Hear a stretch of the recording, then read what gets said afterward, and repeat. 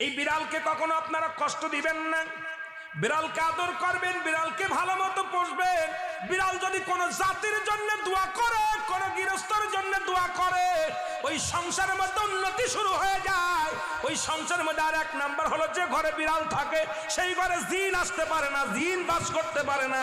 আর একটা ঘোষণা শুনে নেন, নবীজি বলে গেছেন, যে ঘরের মধ্যে বিড়াল ছানা বাস করে ওই ঘরের মধ্যে জিন জাতি প্রবেশ করতে পারে না। তাহলে ছোট ছোট মাসুম বাচ্চাগুলো যে ঘরের মধ্যে থাকে, মুসলমান অনেক সময় জিনের আশ্রয় পড়ে যায়, অনেক সময় জিনে আসর করে, ওই ঘরের মধ্যে জিনে আসর করে।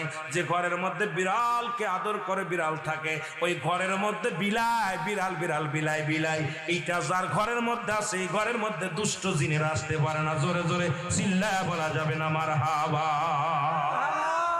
একবার নবী সুলাইমান আলাইহিস সালাম শুনতে পাইলেন পাশের বাড়িতে একটা কুকুরকে কষ্ট